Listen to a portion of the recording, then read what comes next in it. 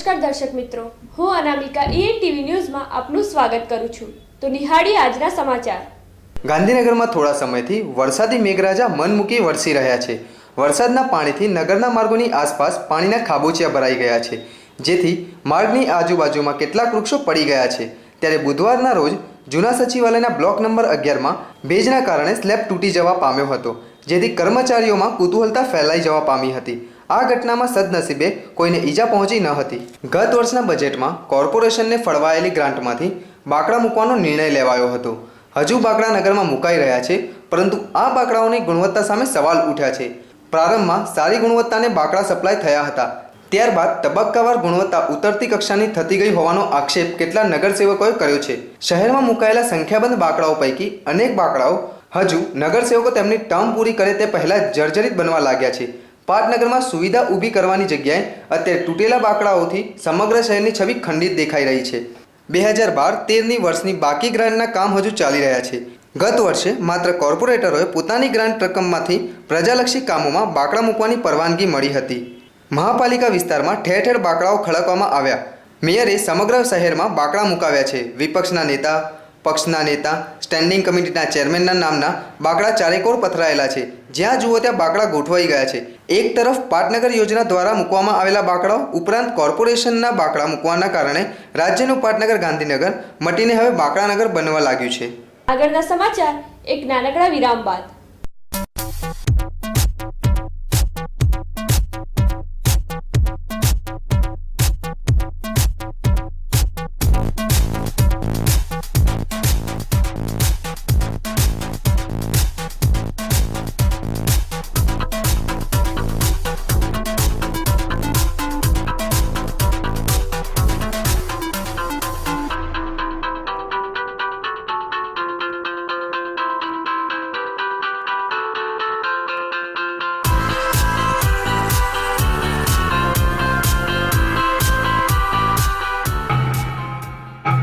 વિરામ બાદ આપનું ફરી સ્વાગત છે.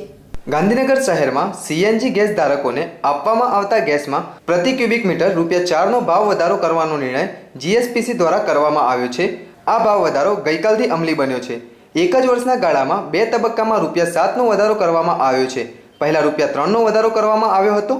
આ પછી આજે બીજા ₹4નો વધારો ઘર વપરાશના ગેસના દરમાં કરાતા ગાંધીનગરના રહીશોનું બજેટ ખોરવાઈ ગયું છે. મળતી વિગતો પ્રમાણે ગાંધીનગર શહેરમાં 20,000થી વધુ ગેસ કનેક્શનો જીએસપીસીના છે. એકાએક કરાયેલા ભાવ વધારાએ પાટનગરવાસીઓને આંચકો આપ્યો છે. જોકે જીએસપીસીના સત્તાવાળાઓનું માનવું છે કે જે પ્રમાણે સેવાઓ કંપની આપી રહી છે તે શ્રેષ્ઠતમ છે. કંપનીની સત્તાવાર યાદીમાં જણાવ્યા પ્રમાણે રાજ્ય સરકાર દ્વારા વારંવાર રજૂઆતો તથા જીએસપીસી ગેસ કંપની દ્વારા વિનંતીઓ કરવા છતાં કેન્દ્ર સરકાર દ્વારા જીએસપીસી ગેસને સસ્તા સ્થાનિક ગેસનો પુરવઠો ફાળવવામાં આવ્યો નથી.